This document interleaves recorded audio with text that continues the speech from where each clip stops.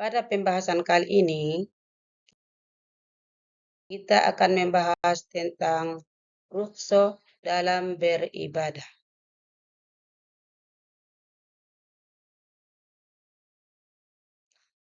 Rukhsah merupakan bentuk kemurahan Allah Subhanahu wa taala kepada manusia dalam keadaan tertentu. Di dalam bahasa Arab, kata rukhsah adalah bermakna keringanan atau kelonggaran. Sedangkan menurut istilah adalah memberikan perubahan hukum dari hukum asalnya karena sebab tertentu dengan tujuan untuk memberikan kemudahan dan keringanan. Hukum rukhsah adalah diperbolehkan dalam Islam karena kebutuhan atau keterpaksaan. Pada dasarnya, rukhsah dalam Islam ada dua macam. Yang pertama, rukhsah yang mengandung istihsan atau kebaikan, yaitu pelaksanaan azimah, ketentuan semula atau rukhsah keringanan yang dapat dipilih oleh seseorang. Misalnya, orang musafir boleh tidak berpuasa pada bulan Ramadan.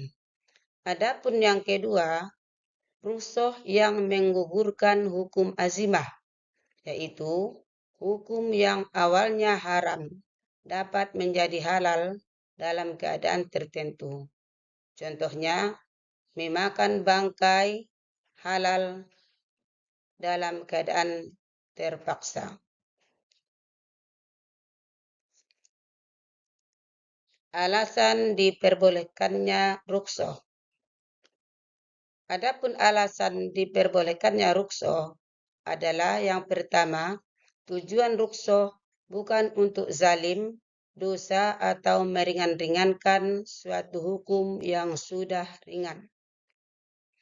Adapun yang kedua adalah orang yang sedang dalam perjalanan atau musafir diberikan keringanan sesuai dengan jarak dan kondisi yang ditentukan. Yang ketiga adalah rukhsah bagi orang yang tidak mampu melaksanakan seperti puasa Ramadan dikarenakan musafir atau sakit. Yang keempat adalah rukhsah bertujuan untuk menghilangkan kesulitan dan menghendaki keringanan sampai menemukan kelapangan sesudahnya.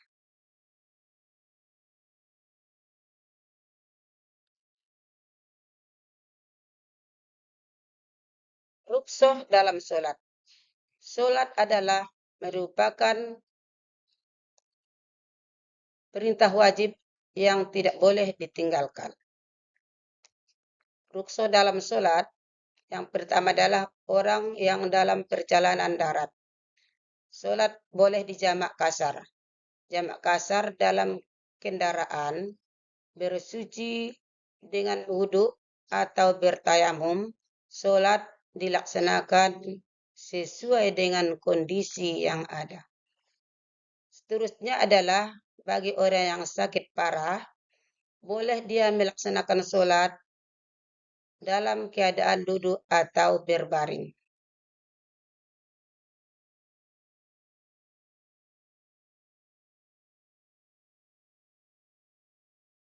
Kemudahan bagi orang tertentu dalam berpuasa. Yang pertama adalah orang sakit. Orang sakit yang mendapat kemudahan dan keringanan adalah orang yang berat berpuasa karena sakitnya. Artinya, apabila berpuasa, penyakitnya akan bertambah parah.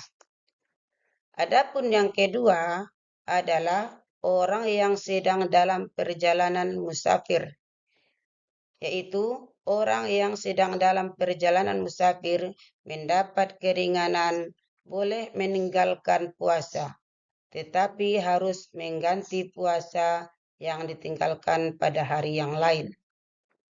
Yang ketiga adalah wanita haid atau nifas. Wanita haid atau nifas wajib meninggalkan puasa dan mengganti puasa yang ditinggalkan pada hari yang lain. Adapun yang keempat adalah wanita hamil atau menyusui. Wanita hamil atau menyusui apabila khawatir puasa akan menjadi mudarat bagi diri sendiri ataupun anaknya, maka boleh meninggalkan puasa dan wajib mengganti puasa yang ditinggalkan pada hari yang lain. Sedangkan yang kelima adalah orang tua renta yang tidak mampu menjalankan ibadah puasa. Orang tua yang renta dan tidak mampu lagi melaksanakan puasa diperbolehkan meninggalkan puasa dan menggantinya dengan membayar fidyah.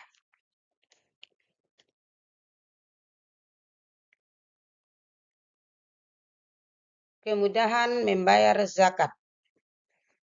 Adapun kemudahan pembayaran zakat adalah yang pertama, zakat fitrah dibayar dengan uang.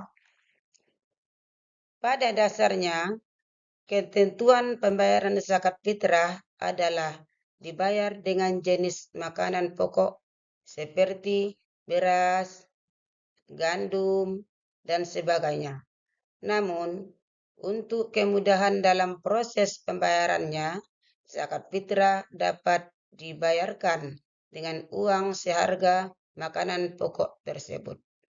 Adapun yang kedua adalah pembayaran zakat dilakukan oleh pemilik zakat.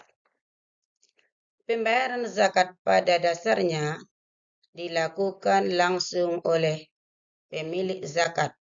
Namun, untuk kemudahan teknis pembayarannya, muzaki atau orang yang membayar zakat dapat mewakilkan pembayaran zakat pada orang lain.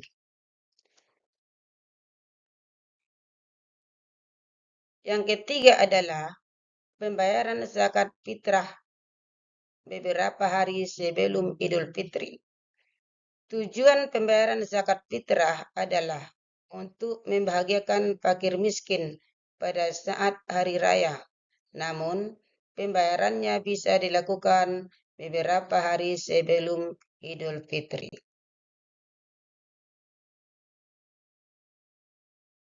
Kondisi yang dimudahkan dalam haji.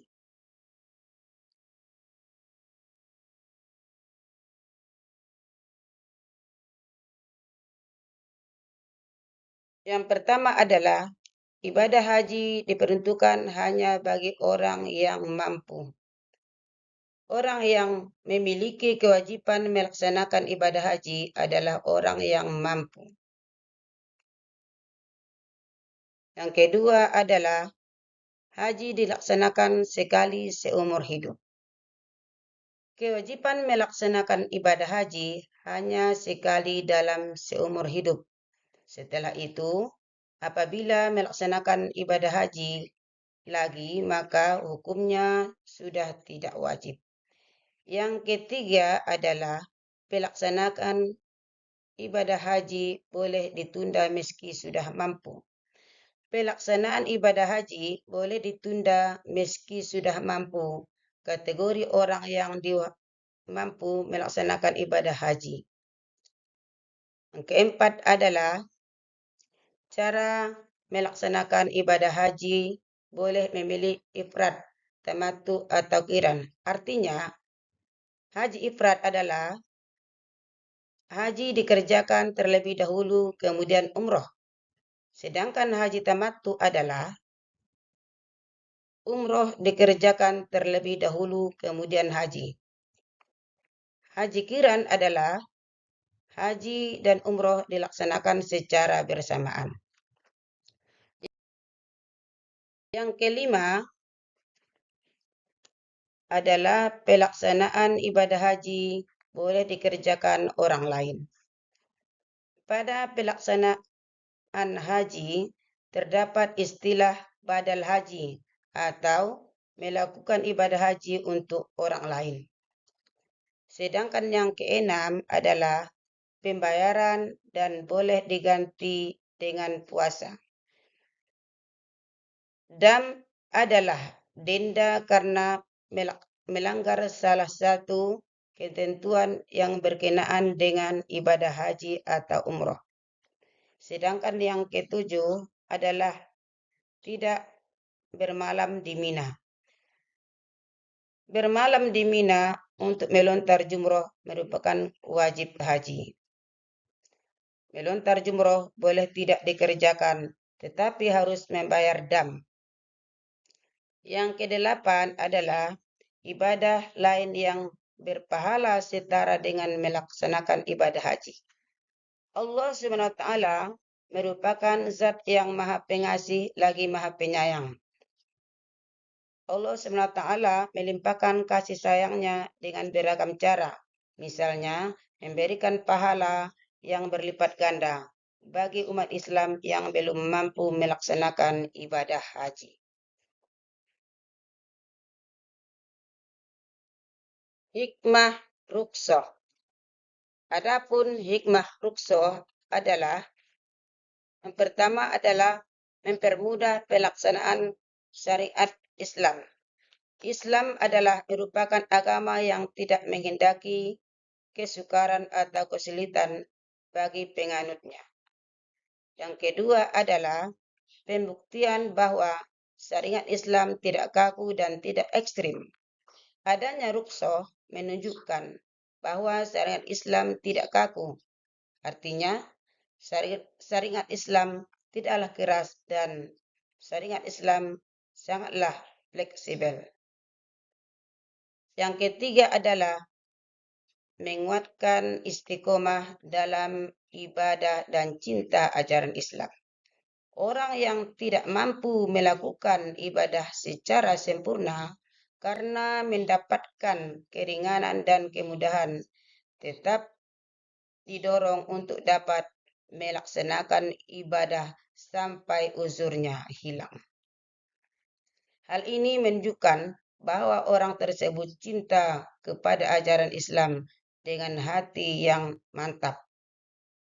Allah SWT juga akan mencintai hambanya yang mendapat atau memanfaatkan rukhsah. Yang keempat adalah mendorong sikap disiplin dan saling menghargai. Rukhsah memberikan pelajaran kepada manusia untuk disiplin.